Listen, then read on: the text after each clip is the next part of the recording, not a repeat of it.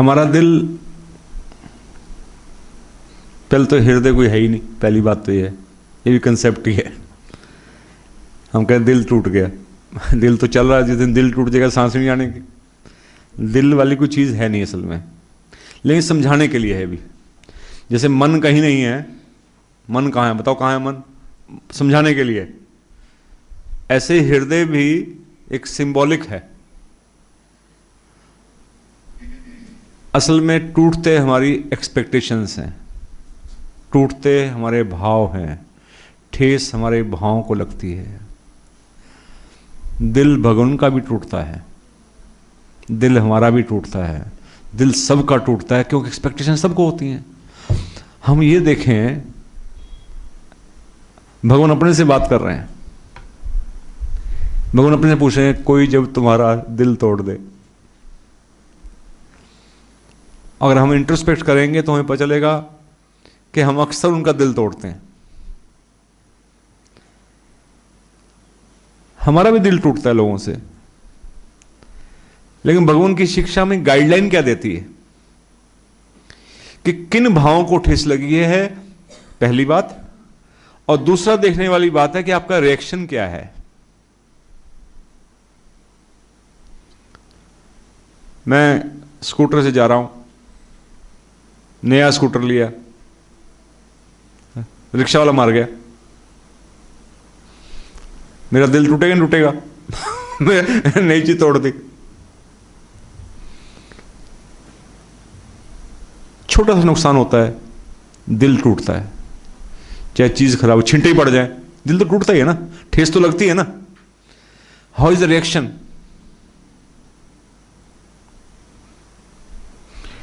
पूजनीय भगवान को प्रत्येक मनुष्य आत्मा से ठेस लगती थी। अब रिएक्शन देखिए कितना फर्क है। पूजनीय भगवान को हर मनुष्य आत्मा से ठेस लगती थी, क्योंकि देवात्मा के भावों का स्तर और मनुष्य आत्मा के भावों के स्तर में जमीन आसमान का अंतर। भगवान अकेले, सारी दुनिया एक तरफ, तो हर व्यक्ति के व्यवहार से ठेस लगती थी, किसी न किसी रूप में, कभी ना कभी, किसी से रेगुलर। लेकिन पूजनीय भगवान ने जाते समय क्या फरमाया? ट्रस्टियान को बुलाया और बुलाकर कहा, देखो अब मेरे जाने का समय आ गया है। मैंने जीवन भर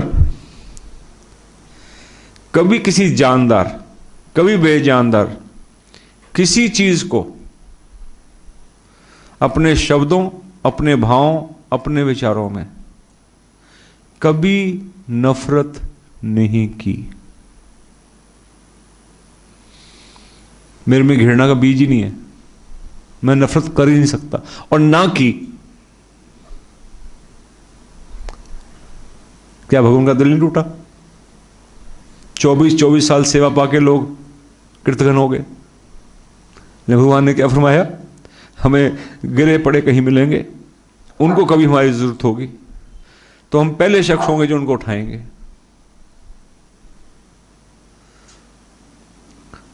this is one of the reactions which can be possible. एक बार तो बनता है भगवान के लिए, हे भगवान आपका शुभ हो। मैं अपने परिसर में था, वहां कुछ निर्माण का कार्य चल रहा था, रिपेयर का। तो रसोई में था तो एकदम बड़ी जोर से आवाजें आई। तीसरे फ्लोर पे मैं था, तो नीचे मैंने बाहर बल के झांका भी, कोई मारपीट तो हो रही है, कुछ गड़बड़ है, कुछ खतरा है। तो मैं गार्ड को आवाज लगाऊं, कुछ करूं, कैसे हेल्प करूं, एक मन विचलित हुआ।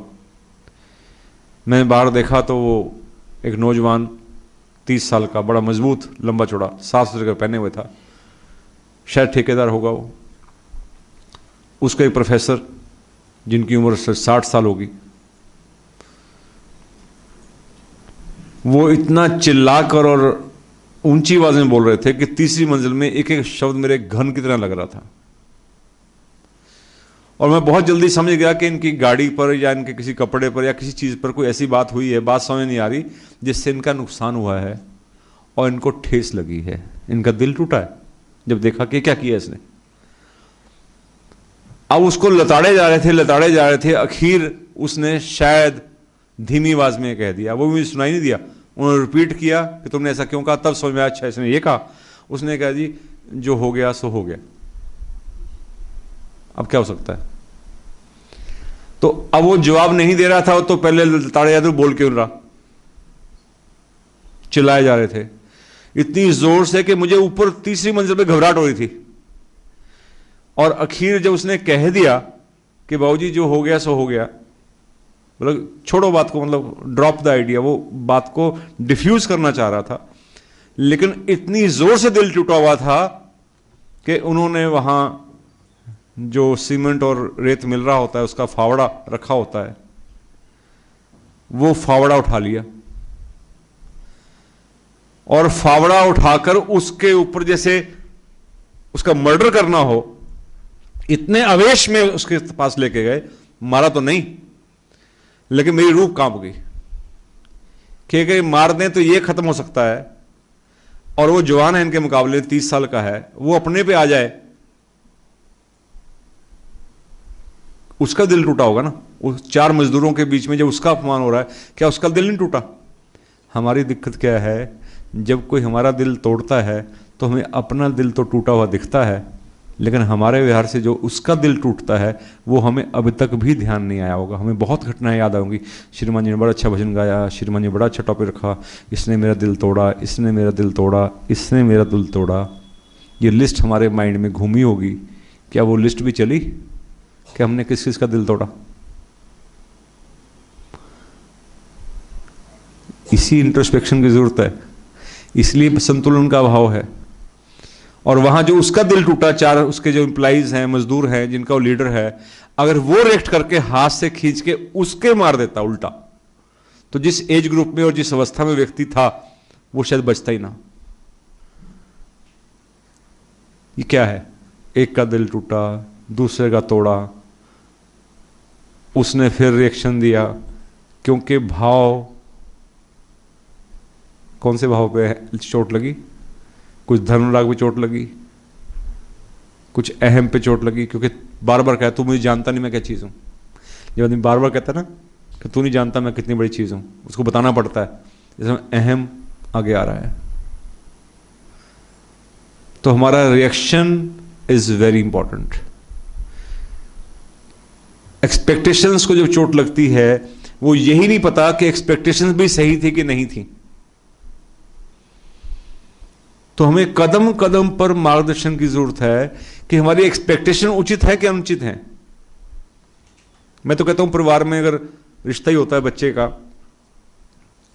तो कई बार लोग शिकायत करते हैं, कैसा रिश्ता रहा, वो तो ठीक है, श्रीमान जी बहू आई ना सेवा नहीं करती। अब मैं कुछ कहूंगा फिर दिल टूटेगा कि कौन से मैनुअल में लिखा है, बुरा लगेगा सुनने में। आपने वैसे क्या एहसान किए उसके ऊपर कि वो आपकी सेवा करे। सेवा तो आपके बेटे को करनी चाहिए। आपने पाल पोस कर बड़ा किया, उसको 9 महीने पेट में उसको रखा है ना आपने, बेटे को पढ़ाया लिखा उसको है ना, उसको पढ़ाया उसके मां बाप ने, उसको पैदा किया उसके मां बाप ने। आपका बेटा सुनता नहीं था, आपका बेटा कहने में नहीं था, आपका बेटा अनुशासित नहीं था, आपको किसी ने मंद बुद्धि व्यक्ति ने सलाह दे दी कि इसको सुधारने के लिए शादी कर दो। सलाह तो ये होनी चाहिए थी कि इसको पहले सुधार दो अगर सुधर जाए तो फिर शादी कर दो। आपने शादी इस चक्कर में कर दी, किस चक्कर में कर दी कि हाथ से निकला जा रहा है बिगड़ा हुआ है, इन्हें शादी कर दो। जबरदस्ती की रिस्पॉन्सिबिलिटी फिक्स लड़की पे कर दी कि पहले तो उसको सुधारे, तुम्हारे बिगाड़ा तुमने 30 साल में 25 साल में, पहले तो वो उसको सुधारे और फिर सेवा भी वही करे तुम्हारी। तुमने ऐसा क्या किया उसके ऊपर भाई। इसमें कई पक्ष हो सकते हैं सोचने के। लड़की सोचे तो उसको एक नाम मिलता है, एक परिवार मिलता है, इज्जत मिलती है, वो चाहे तो सेवा कर सकती है, लेकिन उसमें बाउंडेशन नहीं है, जबरदस्ती नहीं कर सकते आप, क्लेम नहीं बनता आपका। और फिर आपको मेरा दिल टूट गया, आपकी एक्सपेक्टेशन ही गलत थी। तो पहले तो हमें ऐसी डिवाइन लाइट की जरूरत है कि इससे पहले तुम्हारा दिल टूटे, तुम पहले दिल को चेक करो कि दिल में जो तुमने अरमान भर रखे हैं वो किस पे बेस्ड हैं। एक व्यक्ति गांव में दिल टूट गया था, कई गांव वालों का। उनसे पूछा भी तुम्हारा दिल क्यों टूट गया? श्रद्धेय शिमेश्वर सिंह जी ने बीए किया, बड़े अच्छे मार्क्स लिए। उस जमाने में आईएएस भी छोटा था, आज का आईएएस उस जमाने के ग्रेजुएशन के बाद। उन्होंने त्याग में, परोपकार में, परसेवा में, महाराज के मिशन में जीवन दान दे दिया। तो किसी ने उनसे पूछा आपको कैसा लगा? कहते ईश्वर सिंह जी ने दिल ही तोड़ दिया हमारा। तुम्हारा दिल क्यों टूट गया भाई? कहते ऐसा लगता है कोई नई नई दुल्हन हो, बड़े जेवर और कपड़े अच्छे पहने हो, और जाके वो कहां छलांग लगा दे? कुएं में। आपकी एक्सपेक्टेशन दुनिया परस्ती थी, धन दौलत थी, संसारिकता थी। आपको किसी का परोपकार समझ में नहीं आया, उसका त्याग समझ में नहीं आया, तो आपका दिल टूट गया। तो पहले दिल को चेक करो, दिल ठीक है कि नहीं। अगर आपके पास पैरामीटर्स ही चेक करने के नहीं है कि धन राग कितना बड़ा हुआ है, स्वार्थ कितना बड़ा हुआ है, घमंड कितना बड़ा हुआ है, आप कितने मान की उम्मीद लेकर आए हैं, आपको मान नहीं मिला, आप कितना अपने को बड़ा समझ रहे हैं, फिर हम समझाने की कोशिश करते हैं मैं बड़ा हूं। कितनी प्रशंसा की आपके अंदर भूख है। तो अगर आपके नीच राग इतने पाल रखे हैं आपने, then your heart is bound to break. आपका दिल सारी उम्र टूटता ही रहेगा, और आप बेचारगी की स्थिति में, कई लोग ना बेचारगी की स्थिति शो करते हैं, इतने बेचारे होते नहीं है, अटेंशन सीकर्स। कुछ नहीं बिगड़ा उनका, हंस खेल रहे हैं अंदर से, ठीक है, लेकिन दिखाएंगे ऐसे जैसे बहुत दिल टूट गया, पता नहीं कितना उनका नुकसान हो गया है, कितना उन पे जुल्म हो गया है। ये ह्यूमन साइकोलॉजी को समझना इतना आसान नहीं है। आप उसको पैथोलॉजिकली चेक करवाओगे, देखा साइड टेस्ट ठीक है, तो हृदय अगर टूटता है तो चेक कीजिए कि क्यों टूट रहा है, कौन कौन से भाव भरे हुए हैं, कौन कौन सी एक्सपेक्टेशंस आपके अंदर हैं, वो उचित भी है कि नहीं। और दूसरा, आपका बनना बिगड़ना। भगवान की वो लाइन सूक्ष्म सत्ता से लिखवाई बड़ी काम की है, ये इसमें गाइडिंग टॉर्च काम करेगी। तुम्हारा बनना बिगड़ना, विकास और विनाश दूसरे की सोच पर निर्भर नहीं करता। आपने अपने आप को इतना वीक क्यों बना लिया, यह भी सोचने का विषय है। भगवान के शिष्य हो ना, मजबूत बनो। आपको अपने पे विश्वास नहीं है क्या? आपने रिमोट दूसरे के हाथ में दे रखा है क्या कि कोई आपका आया दिल तोड़ता चले बने और आपका टूट जाए? क्यों टूट जाए भाई? You should have faith on your self. आपको अपने पर विश्वास होना चाहिए। रिमोट दूसरे के हाथ मत दो कि दूसरे के हाथ में हो जाए कि जब तुम्हारा जो चाहे दिल तोड़ दे और तुम निराश होकर निढाल होकर पड़ जाओ, तुम्हारा सेवा परोपकार रुक जाए, अच्छे काम रुक जाए, तुम्हारा उच्च जीवन रुक जाए, सत्संग छूट जाए, तुम्हारी सेहत बिखर जाए, तुम्हारा परिवार को देखना सब बिखर जाए। इसका मतलब किसके हाथ में है? एक बात कोई कह जाए फिर कहते हैं जी इसका भी तोड़ रखा। एक्चुअली ना मेरी नेचर ना बड़ी सेंसिटिव सी है। अच्छा जी, हमें तो नहीं पता था इतनी सेंसिटिव सी है। सेंसिटिव टची हो, तुमने अहंकार इतना बढ़ा रखा है अपना, तुम स्वार्थी इतने हो, अपने लिए इतना जीते हो, तुम्हारा टाइम है, फुर्सत है तुम्हारे लिए अपने इतना सोचने की। और तुम कहीं सही कॉज में लगे होते, जितने दुनिया में महापुरुष हुए हैं, आप एक से देखे कहीं देख लीजिए पूरे विश्व में, किसको टॉर्चर नहीं किया मुझे बता दीजिए आप। और उसका अगर हजारों हिस्सा भी आपको टॉर्चर किया हो मुझे बता दीजिए। ठीक है, हम क्रिश्चियनिटी के हक में ना हो तो हम ईसा मसीह के खिलाफ हो सकते हैं, लेकिन ईसा मसीह को टॉर्चर किया गया वो डिजर्व नहीं करते थे। और जिस लेवल का टॉर्चर किया गया, कीलें घुसाकर जिंदे बंदे को गाड़ दिया उसके अंदर, इतना टॉर्चर तो मुझे तो नहीं किया किसी ने आज तक भाई। सुकरात ने क्या बिगाड़ा था? अवेयरनेस तो क्रिएट कर रहे थे, जागृति ला रहे थे ना। जहर का प्याला दिया, उन्होंने तो कभी नहीं कहा मेरा हृदय टूट गया। ईसा मसीह ने कहा हृदय तोड़ दिया मेरा? नहीं कहा उसने। उसने यही कहा इनको, हे खुदा, जो भी विश्वास था गॉड के ऊपर कि इनको माफ कर देना, इनको ये नहीं पता है क्या कर रहे हैं। This is boldness. This is clarity of thoughts. You know what you are doing and you know also what others are doing and why. They have their own limitations. You have your own strength. आपके अंदर अपनी मजबूती होनी चाहिए. ऐसे कोई आए कि कोई ऐसा है कि हम कच्चे गोली खेले, अभी कोई आया कुछ कह जाए और हम अपना दिल तोड़ के बैठ जाए और निराश होकर बैठ जाए. नो, लोगों का काम है कहना, कुछ तो लोग कहेंगे. माफ करना श्रीमान जी, मैंने आपका विषय पलट दिया. प्रेरणा ऐसी थी. दिल ऐसा बनाओ कि तोड़ ना पाए, और जिंदगी ऐसी जियो कि गुरु का दिल कभी ना तोड़ना, गुरु का विश्वास कभी नहीं तोड़ना. उस पे फोकस करो. मेरे जैसे हजारों आएंगे, हजारों जाएंगे, टूट भी गया तो क्या फर्क पड़ता है ना. लेकिन देवात्मा का जो कोमल पवित्र हृदय है, जिसको गुरु माना है, जिसको मार्गदर्शन मानना है, मेरी कोई गति, मेरी कोई चिंता, मेरा कोई कर्म उनका दिल ना ठेस पहुंचाए, ये मेरा लक्ष्य होना चाहिए. ये लक्ष्य नहीं होना चाहिए मेरे ठेस ना पहुंचे.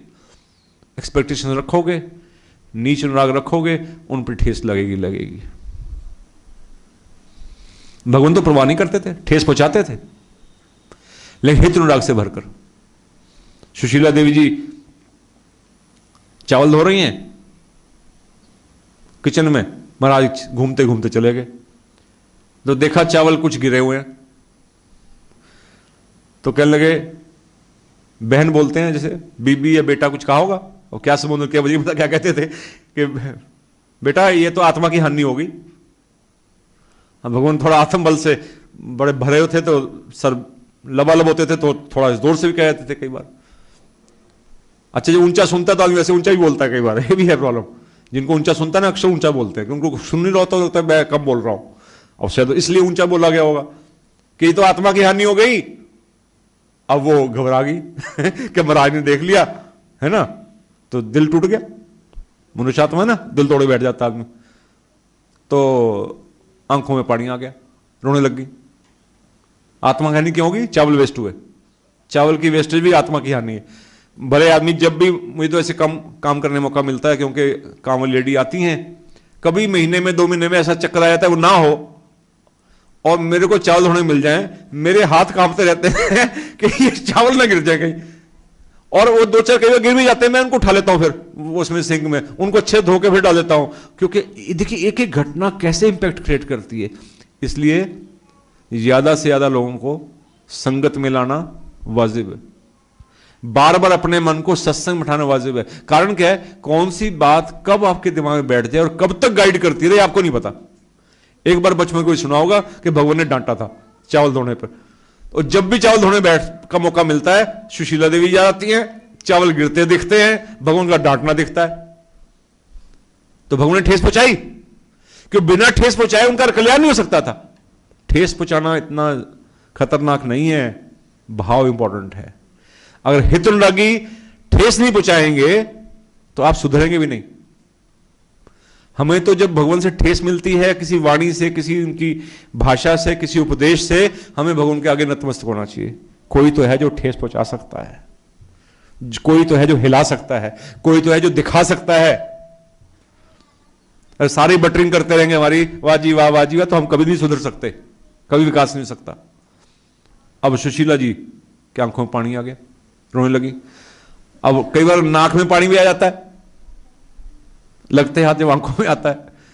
तो अब वो कोई उठ के तो गई नहीं कपड़ा उठाने के लिए, रुमाल चुन्नी थी तो महाराज से वो छुपाने के लिए जो भी भाव रहा होगा, उस चुन्नी से आंख के आंसू पहुंच लिए, नाक में पहुंच ली. महाराज ने कहा ये भी आत्मा की हानि है, ये चुन्नी सिर पर रखने चीज होती है ना कि नाक पहुंचने की, आंख पहुंचने की.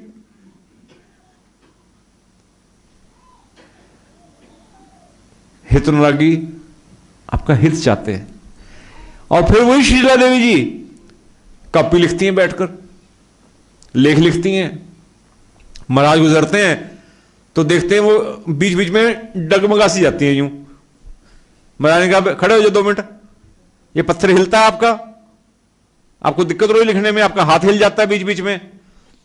तो पत्थर वो सेट नहीं हुआ था. तो महाराज ने उसके नीचे रखा छोटा पच्चर सी फंसा के सेट करके उसको सेट करवाया, पत्थर को हिले ना. और फिर महाराज ने खुद बैठकर देखा कि अब हिलता तो नहीं है,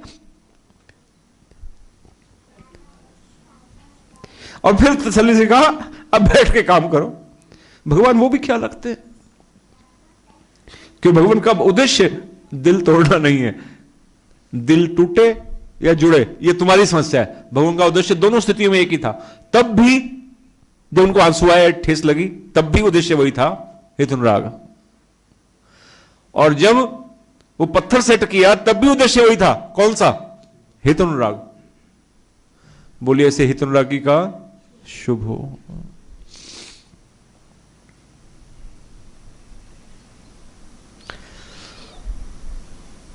श्रीमान गुरुवंश सिंह जी भगवान के चरणों में आ गए, लग गए सेवा में, जीवन दान दे दिया, त्याग कर दिया।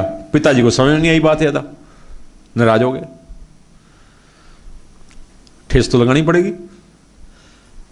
कितने लोगों का विकास इसलिए नहीं हो पाया कि वो डरते रहे कि कहीं मेरे उपकारी का सो कॉल्ड हृदय ना टूट जाए। ऐसे डरते रहोगे दुनिया से ना दान कर पाओगे, ना परोपकार कर पाओगे, ना सेवा कर पाओगे, कुछ नहीं कर जिंदगी। तुम्हें रगड़ देंगे सारे घर के, तुम्हें परिवार के। कितने लोग सेवक नहीं बन पाए कि मेरा बेटा गाड़ी के नीचे आ जाएगा ट्रेन की पटरी पे, कि मुझे हृदय नहीं तोड़ना। अगर शुभ का मार्ग है तो आपको किसी का हृदय तोड़ना भी पड़ेगा।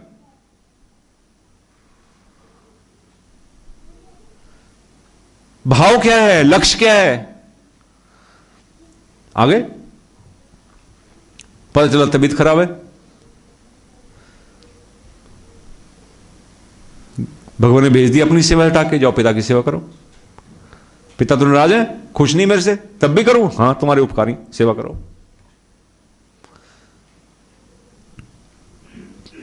मना कर दिया सेवा से, फिर आ गए, फिर भेजा कि नहीं सेवा करो, डायरेक्ट सेवा नहीं लेते, इनडायरेक्ट करो।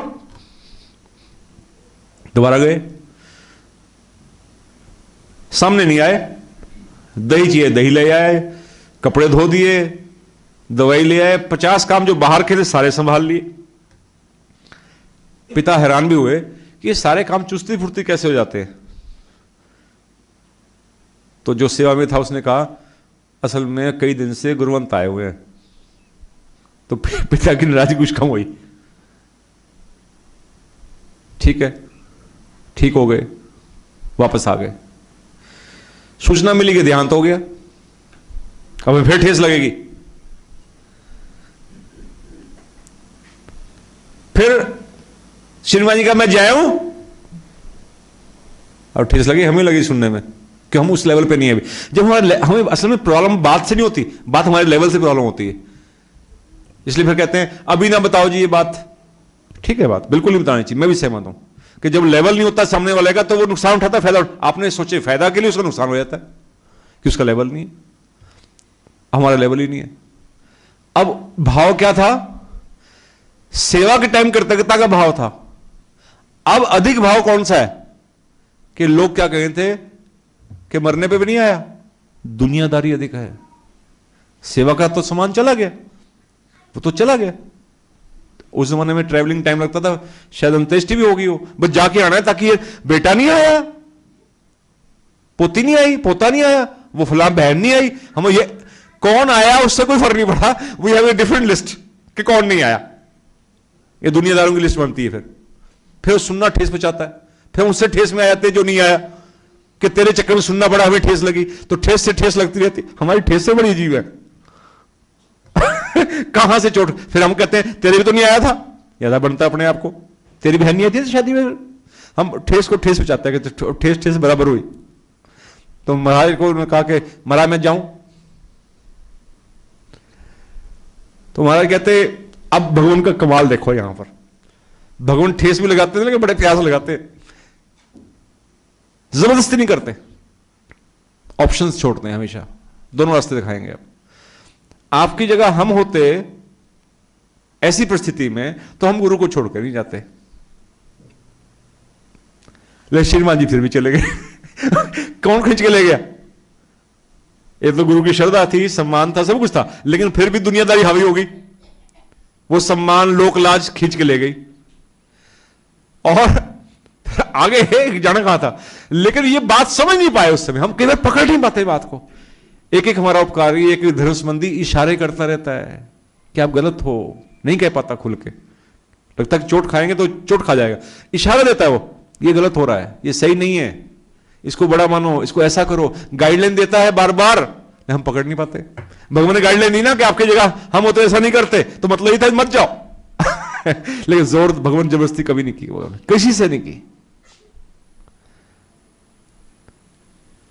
श्रीमान जी सारी उम्र अपने आप को इस बात को याद करके लताड़ते रहे कि मैं भगवान की बात ही समझ पाया, मैं उसमें भगवान को छोड़ चला गया, मैंने भगवान को ठेस पहुंचाई।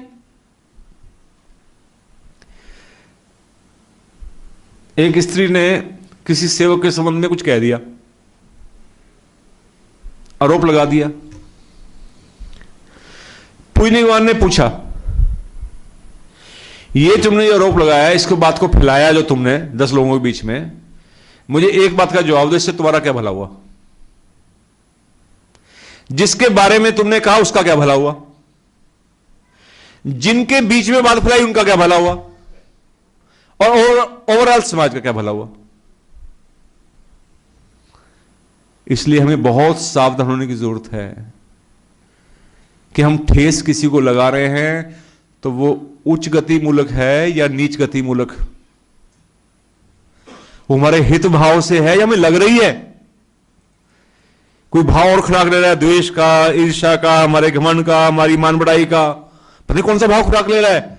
कितनी हानि हो रही है खुद की, जिसके लिए कुछ कह रहे हैं उसकी, जिनके बीच में कह रहे हैं उनकी, ओवरऑल मिशन की। भगवान तो केवल टाइट भी कर देते थे। एक सेवक ने कहा कि श्रीमान जी वो उसने ये किया है, कोई शिकायत लगाई, भगवान ने कहा प्रूव कर सकते हो? कहते नहीं। माफी मांग सकते हो? कहते नहीं। कहते get out, either you have to prove or say sorry. नहीं, ऐसी भीड़ की जरूरत नहीं है हमें। इसलिए जब भी कोई बात को या तो प्रूफ होना चाहिए या गलती से कह दिया उसकी क्षमा याचना होनी चाहिए। नहीं, भगवान तैयार बैठे हैं ठेस लगाने को।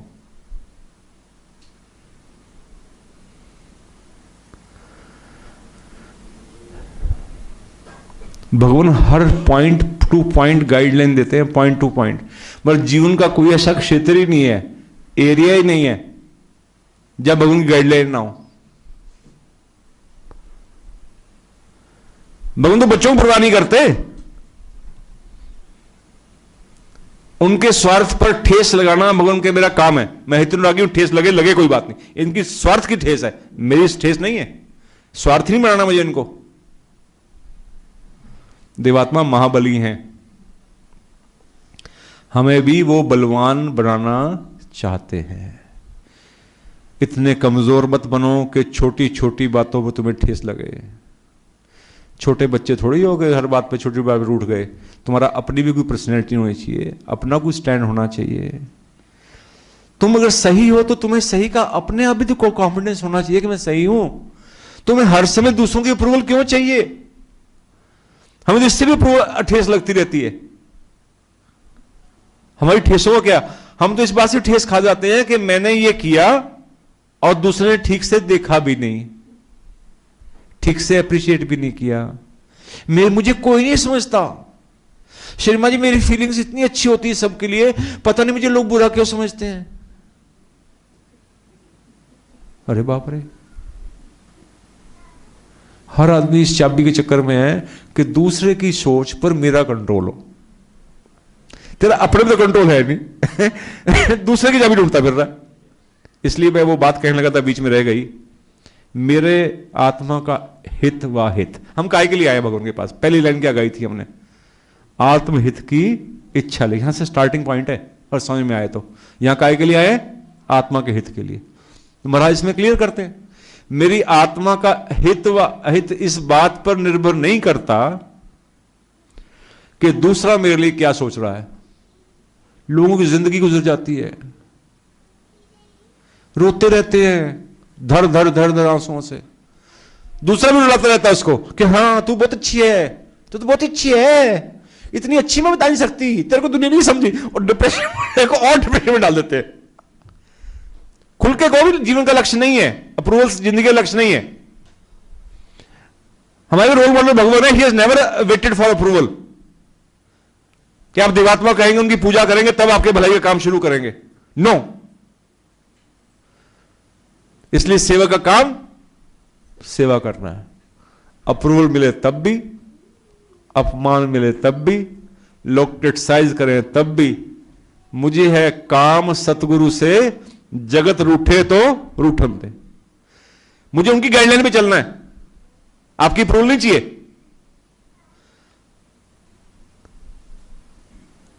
यह विश्वास मन में होना चाहिए, मेरा रूठे ना कलगियां वाला पावे सारा जग रूठ जाए। कहना नहीं है किसी को कि जाओ भाड़ में, दिमाग में रखना है कि तुम्हें नहीं समझा, जाओ फिर। I am to do the best, I am responsible. मुझे अप्रूवल भगवान से चाहिए कि मैं सही हूं कि नहीं, मुझे किसी की अप्रूवल नहीं चाहिए, और मुझे गाइडलाइन वहां से चाहिए, रोशनी वहां से चाहिए, और किसी की हिम्मत नहीं मेरा हृदय तोड़ दे। दूसरा मेरे से मजबूत थोड़ी है, हम बलशाली हूं। अपने गुडनेस का, अपनी प्योरिटी का, अपने कंपैशन का हमें खुद विश्वास होना चाहिए। अपना अप्रूवल खुद को दो, डोंट वेट फॉर समवन। किसी की सोच से मेरे आत्मा का हित होता है या नहीं होता? नहीं होता। आप मुझे समझे कि श्रीमान जी आप जैसा कोई नहीं, आप बहुत महान है, इससे मैं महान नहीं बनता, ये आपकी सोच है। आप सारे मिलकर मुझे लिख के दे दें कि श्रीमान जी आपसे शैतान नहीं देखा, तो मैं आपके कहने से शैतान भी नहीं बनता। मैं जो हूं सो हूं, ये विश्वास हम सबको होना चाहिए। मेरे आत्मा का हित व अहित दूसरों की सोच पर निर्भर नहीं करता कि वो मेरे लिए क्या सोच रहे हैं, बल्कि इस बात पर निर्भर करता है कि मैं उनके लिए क्या सोच रहा हूं। तो काम किस पे करना है? लेकिन फिर भी दिल है ना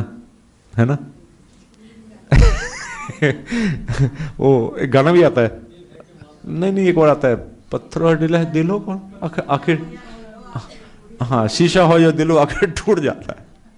तो उसका भी रास्ता है, रास्ता उसका भी ठीक है। हम इतने मजबूत नहीं हुए, मैंने बहुत जोर से बहुत बड़ी बड़ी बातें कर दी, लेकिन लक्ष्य यही है, आना इस लेवल पे है, रास्ता यही है। नहीं तो फिर दुख ही दुख है। हम जो सुख पाना चाहते हैं सुख भी नहीं पा पाएंगे ना। हम सुख ढूंढ रहे हैं ना, सुखी होने का यही तरीका है, रिमोट अपने हाथ में रखो। जब तक रिमोट दूसरों के हाथ में, सुखी नहीं हो पाएंगे, क्योंकि लोग मेरे अनुसार नहीं सोच सकते। और अगर मैं उनको कौन लिख के दे दूं कि मेरे लिए क्या सोचे, मुझे खुद ही नहीं पता।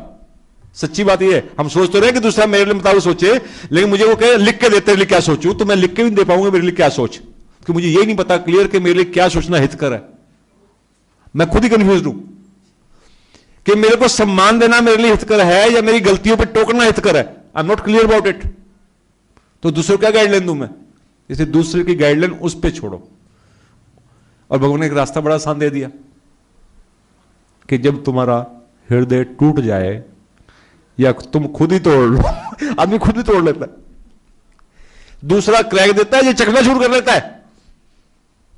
श्रीमान जी आपको नहीं पता, मैं जब ना 25 साल पहले आई थी ना कब आई थी?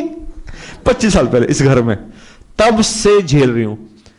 वो कहता है सामने वाला, और श्रीमान जी थके सोने दो, आप चुप कर जाओ। श्रीमान जी कहा थका हूं मैं, नहीं कहा ना श्रीमान को सोने दे रही। 25 सालों के श्रीमान जी झेलते मुझे कष्ट, ये मुक्के झटके अपने शीशे पे कब से मार रही है? 25 साल से। वो हल्का सा क्रैक आया था, उसको चकनाचूर कर लिया मार मार के। You are repeating those things again and again, again and again. इन्होंने आते ही मेरे से पूछा, मेरी सास ने, श्रीमान जी पहले दिन ही कहा था मुझे, बड़े घर की है ना, बड़े घर से आई तभी नखरेली। कितनी बार कहा था? एक बार। मैंने कितनी बार कहा? जब जब सास देखी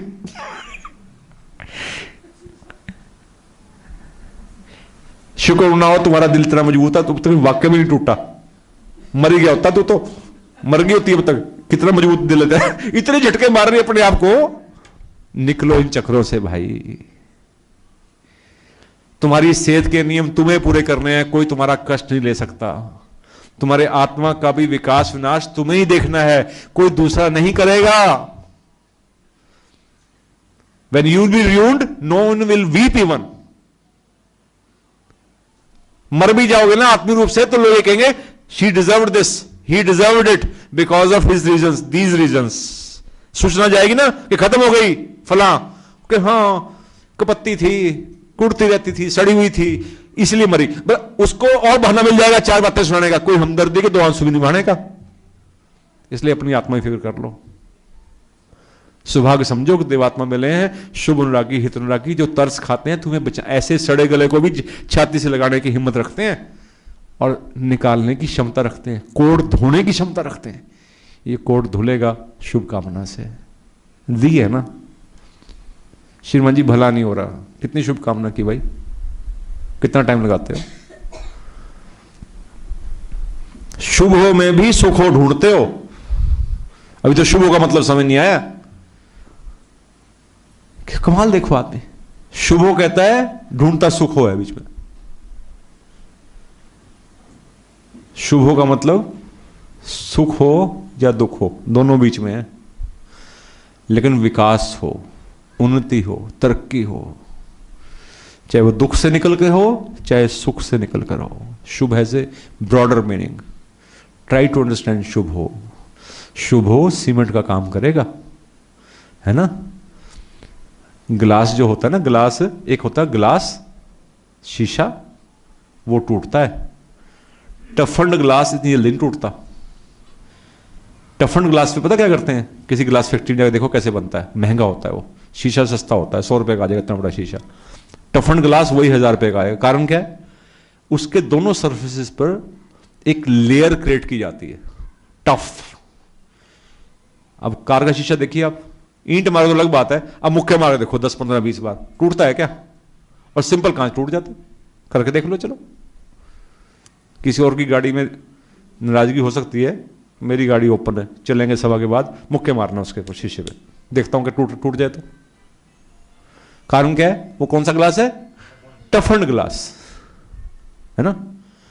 उस पर प्रोसेसिंग की गई है कि वो टूटेगा नहीं। एक्स्ट्राऑर्डिनरी बात अलग है, इंसान है, एक्स्ट्राऑर्डिनरी केस अलग है कि शर्मा जी आपको कभी निराश नहीं देखा, आज निराश है। भाई मैं भी इंसान हूं, आज हूं ना, रोज तो नहीं होता। ठीक है, एग्रीड। ईंट मारोगे तो टूटेगा ही ना, फिर वो तो एक्सेप्शनल केस हो गया। लेकिन रोज ही तुम खड़े रहो। टफन अपने दिल को, अपने भावों को, अपनी सोच को टफन करो। प्रोसेसिंग करके शीशा जब टफन हो जाता है, ये शिविर आने का उद्देश्य यही है, उच्च भावों में स्थिरता, है ना, लक्ष्य है ना शिविर का। यानी कि अपनी शुभकामना को स्थिरता दो, अपने विश्वास को स्थिरता दो, अपने आत्मबल को स्थिरता दो, टफनेस बढ़ाओ उसकी। शुभकामनाओं से इतना उसको ढक दो, इतना उसका सही से ऊपर नीचे लेयर बना दो कि दूसरे का एक्शन, उसका रिएक्शन, उसके भाव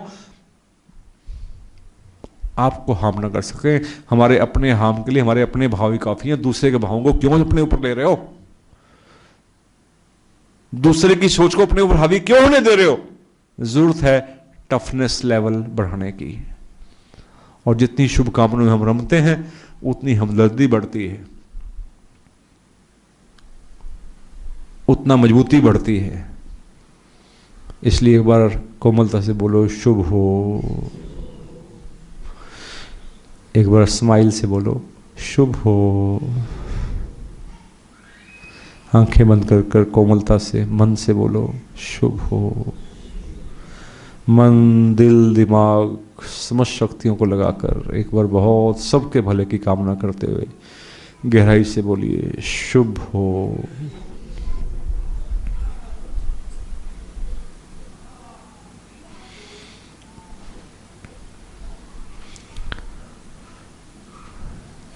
यही लेना है भाव और यही देना है।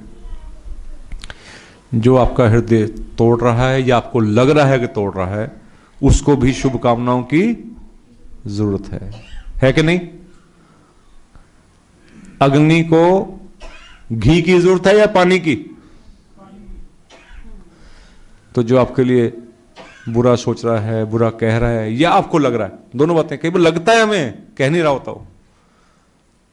हम तो कई बार उसकी स्पीड बढ़ा देते हैं बात की। उस किसी ने पत्थर फेंका ना, यूं धीरे से आगे लगता और टच करके निकल जाता, कुछ होता भी ना। हमने कहा अच्छा आया, पकड़ के खींच के मार लिया अपने। कई बार हम ही भी करते हैं कि अभी दूसरे की बात निकली थी, हाँ जी बोल बोल, मैं तो उम्मीद ही कर जैसे आदमी दूसरे को भड़का रहा होता है कि आ, और पत्थर पास से भी जा रहा हो तो खुद आगे हो जाते। हमारे ड्रामे बड़े इंसान के, बता रहा आपको मैं। कई बार आदमी कोई बात किसी के लिए कह रहा होता है, हम उसको अपने पे ले लेते हैं कि नहीं श्रीमान जी ਤੁਹਾਨੂੰ नहीं पता, बहुत तेज है वो जनानी ना, कहती किनू है, सुनाती किसी ने, मैनू कह रही सी, और कोई थी नहीं उत्थे, और मैं ही सी, और पत्थर आ रहा जा रहा किसी और के पास, है ना? क्या किया? घूम के कूद के उसके आ गया कि देखा लगा मेरे। भाई क्या कर रहे हो तुम? थोड़ा सा पीछे हट के बच भी सकते, उल्टा भी सकता है रिएक्शन कि वाकई में आपके पास आ रहा था, थोड़ा विनम्र हो जाते। श्रद्धेय श्रीमान जवाहरलाल जी ने अपने वो लिखा ना, जिंदगी का निचोड़, उसमें एक बात लिखी उन्होंने, जिंदगी में आंधी तूफान आएंगे, जो झुक जाएंगे वो बच जाएंगे।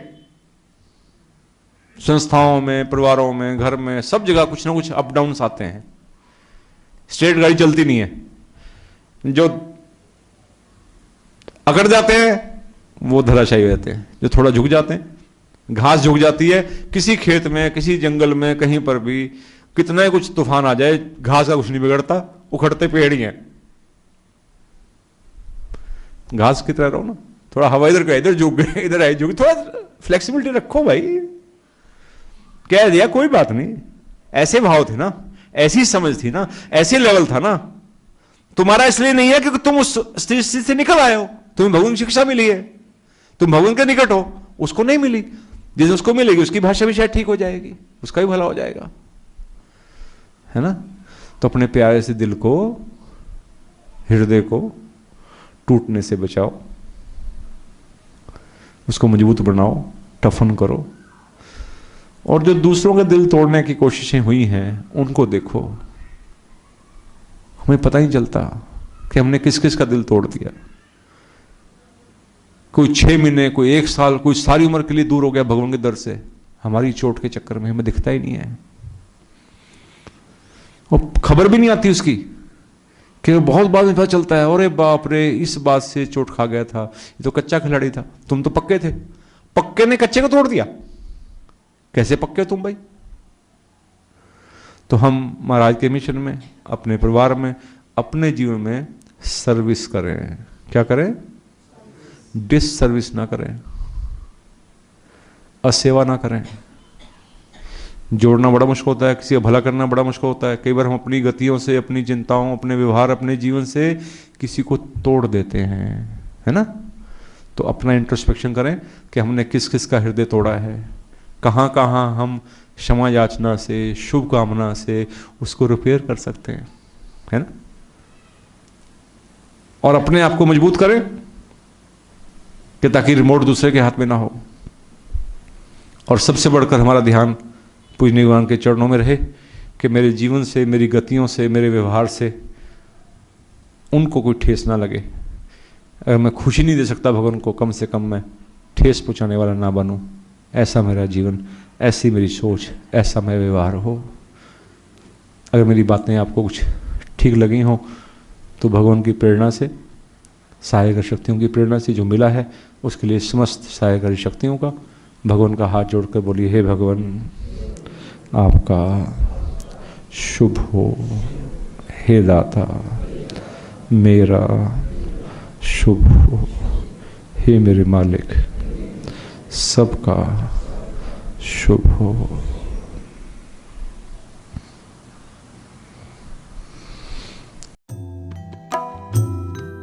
शुभ हो, शुभ हो, शुभ